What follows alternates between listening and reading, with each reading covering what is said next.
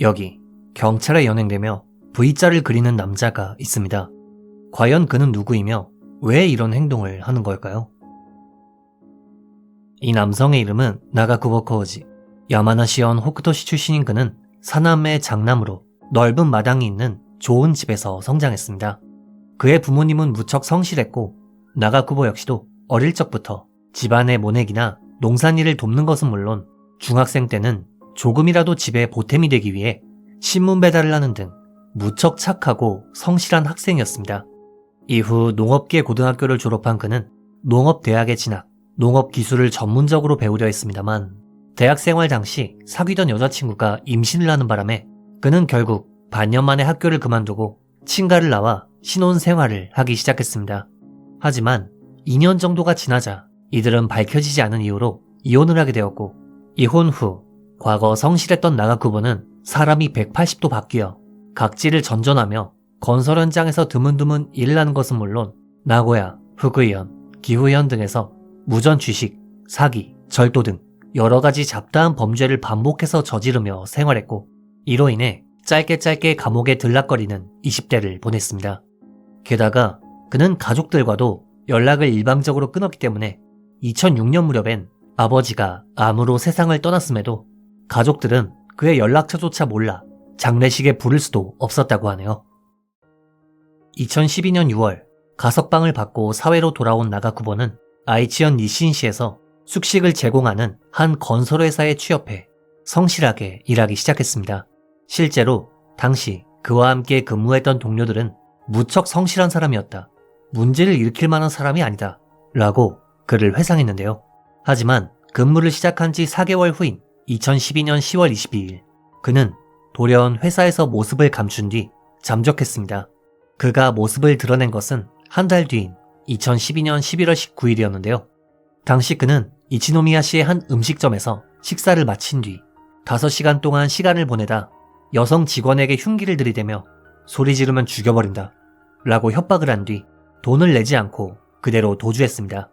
그리고 3일 뒤엔 노래방에서 실컷 노래를 부른 뒤 이번에도 점원을 칼로 협박해 돈을 지불하지 않고 도주했죠.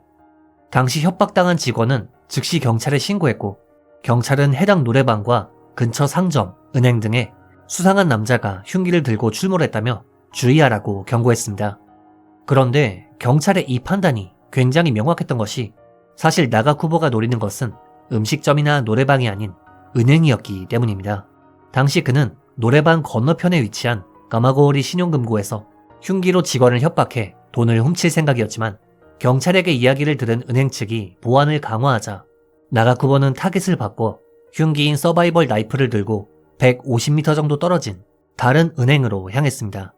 당시 그는 손님 1명과 직원 3명을 인질로 잡고 경찰을 상대로 농성을 벌이기 시작했는데요.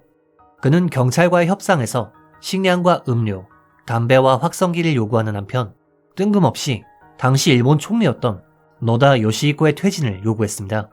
하지만 13시간 후인 11월 23일 밤 2시 45분 일본의 특수부대인 SIT가 은행을 급습 나가쿠보를 제압하는 한편 인질을 무사히 구출할 수 있었습니다. 그리고 다행히 이 과정에서 여성 은행원이 팔에 가벼운 찰과상을 입은 것 이외엔 아무런 피해가 없었죠. 그리고 이때 체포된 나가쿠보는 이 인질극으로 인해 징역 9년을 선고받고 나고야 형무소에 수감됩니다. 그동안 흉기로 여러 사람을 협박해왔던 나가쿠보였지만 의외로 감옥에서 그는 굉장히 모범수였다고 합니다. 그는 교도관의 지시를 칼같이 따라 신임을 얻었고 이 덕분에 재봉틀 작업에서도 책임자를 맡는 것은 물론 외부의 봉사단체와 연락, 교도소 내의 책을 사회의 가난한 아이들에게 기부하거나 반대로 새로운 책을 교도소에 기증받도록 하는 등 복역 태도는 물론 죄수들의 처우에도 무척 신경을 썼기 때문에 교도관 그리고 같은 수감자들에게도 신뢰가 두터웠습니다. 그리고 2022년 4월 형기를 마친 나가쿠보는 마침내 사회로 돌아오게 되었죠. 자, 그럼 오랜 기간 감옥에서 모범수로 생활한 그가 과연 갱생에 성공했을까요? 출소 후 2달이 지난 2022년 6월 21일 사이타마현 카와고에시의 한 PC방에 나가쿠보가 방문, 개인실을 대여했습니다. 그리고 몇 시간이 지난 9시 35분 무렵 나가쿠보는 자신의 개인실 근처를 청소하던 여직원 A씨에게 저 잠깐 이것 좀 봐주세요 라며 말을 걸었고 A씨가 아무런 의심 없이 방 안으로 들어서자 숨겨둔 커터칼을 목에 들이밀며 손목을 묶고 A씨의 얼굴을 폭행하는 것은 물론 개인실 문을 걸어 잠갔습니다.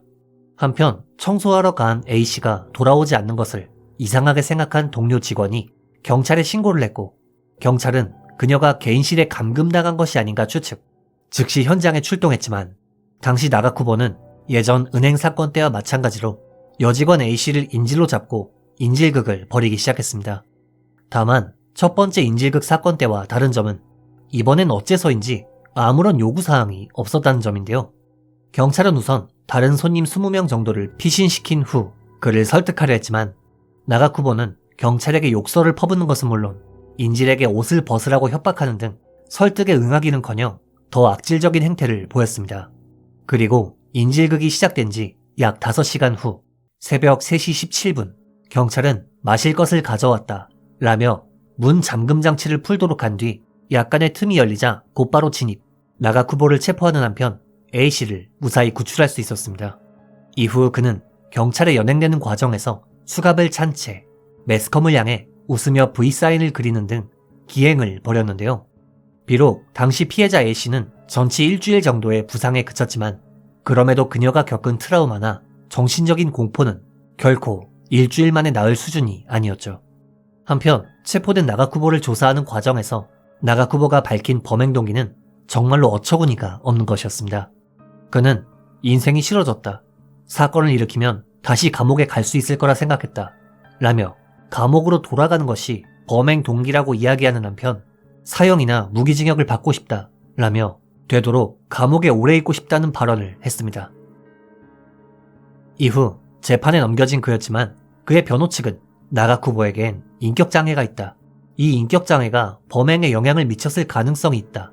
그렇게 되면 이 사건은 심신미약으로 보아야 한다. 라며 감형을 주장했습니다.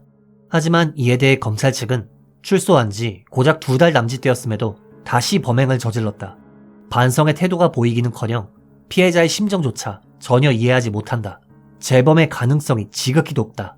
라며 징역 17년을 구형했습니다. 그리고 1심에선 검찰의 구형대로 나가쿠보에게 징역 17년이 선고되었죠. 그런데 감옥에 가고 싶어서 범행을 저질렀다 라는 나가쿠보의 말과는 다르게 정작 그는 판결이 내려지자 곧장 항소를 했는데요. 하지만 항소심에서 재판장은 범죄를 실행하는 것 자체가 동기였다.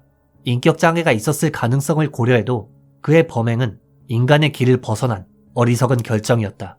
라는 말과 함께 항소를 기각, 최종적으로 나가쿠보에게 징역 17년을 선고했습니다. 신문 배달과 농산일을 돕던 착한 시골 소년이 이렇게까지 망가진 이유는 대체 무엇이었을까요? 판결 이후 나가쿠보의 어머니는 언론과의 인터뷰에서 그냥 감옥에 들어갔으면 좋겠다. 면회 가는 일은 절대 없을 것이다. 라며 선을 그었다고 합니다.